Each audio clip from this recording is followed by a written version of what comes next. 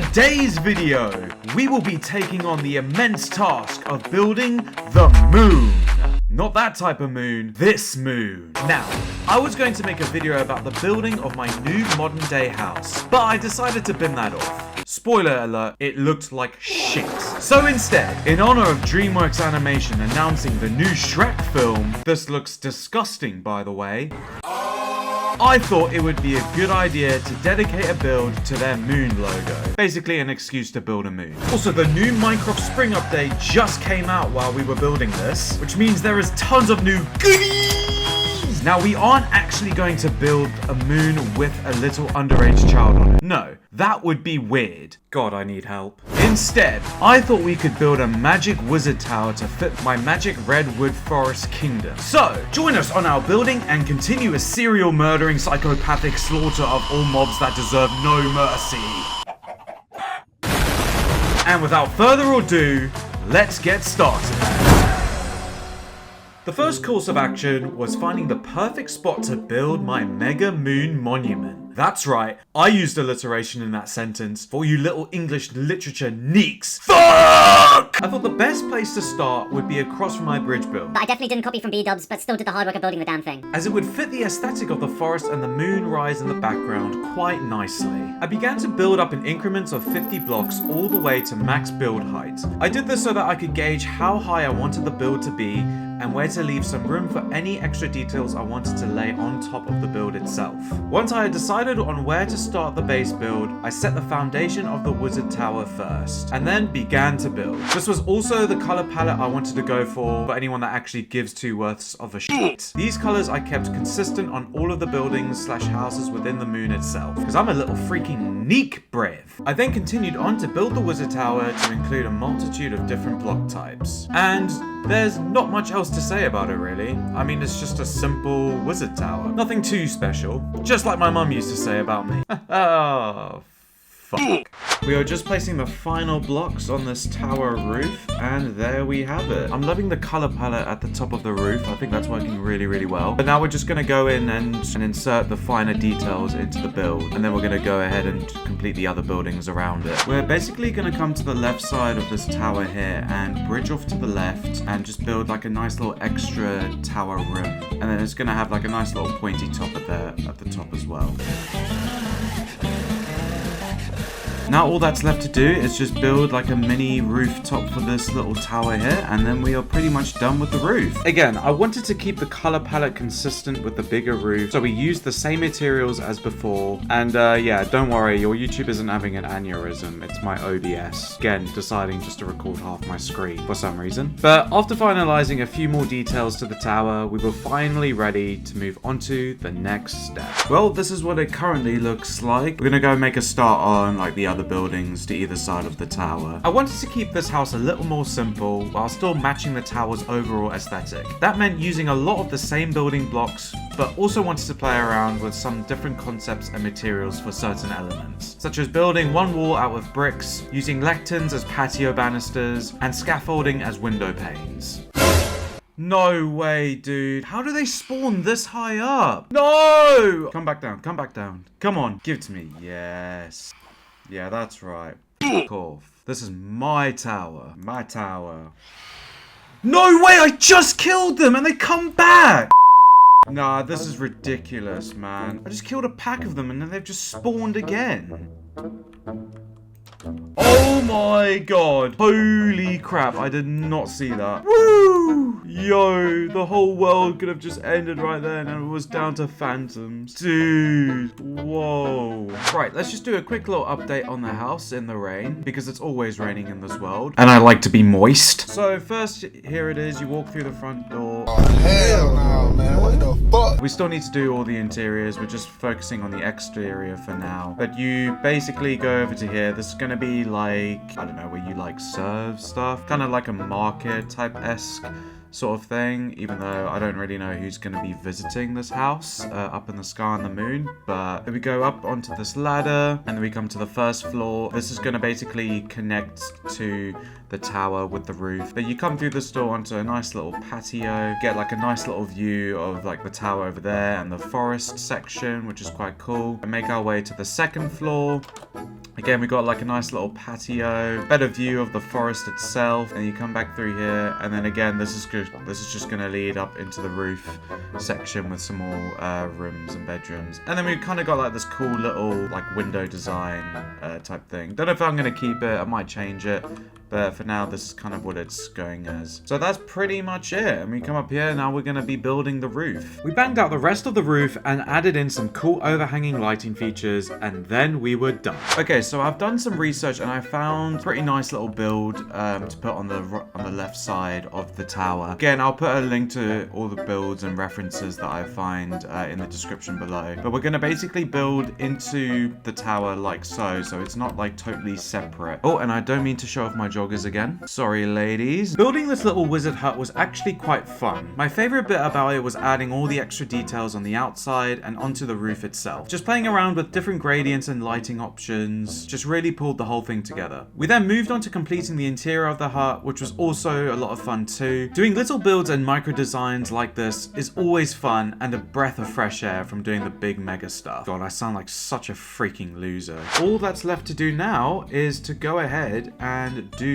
the moon. Coming up with the design and layout of the moon was the hardest part. This involved a lot of trial and error. I've just started to build the semicircle and I can already tell this isn't gonna work, so because it's already going into the build, so I kind of need to think of something else now. I was mainly using the website Pixel Circle Generator to get the main shape and size of the moon itself. It's important to note that the first circle I was building would be the inside curve of the moon first, as this would have to fit around the wizard's tower. Okay, so after about an hour of just building this semicircle thing, I've now had a look and it's not tall enough, because I didn't adjust the height for when I lowered the base of the circle, which is awesome. So yeah, I've just adjusted the height in the circle generator thing. So we basically just need to go back in and just build essentially a bigger circle, because you can see here the height doesn't match.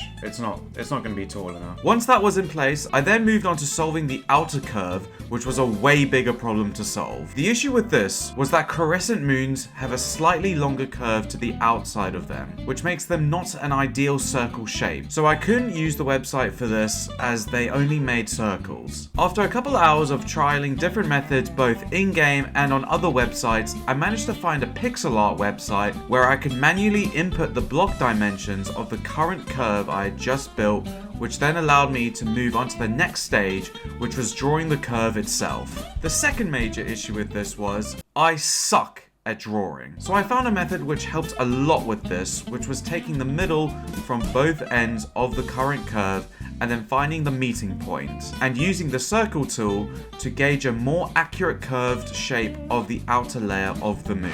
Okay, we have finally finished building both sizes of the moon. I think it's pretty evident that the stone size is probably going to be the best one. When I first built the end stone one, it did seem a bit unproportionate. So yeah, I think we are just going to go with the stone version. But I mean, God, like it took so long to do, man. It's so tedious. And now I have to go and replace all the stone one by one with end stone. God, it's 2 a.m. and I have to be up at 7. Lit. The next day I went forth and replaced each stone block with the end stone that the base moon was going to be made from. Once that was completed, I then started expanding the width of the moon to begin transforming it from a 2D shape into a 3D one.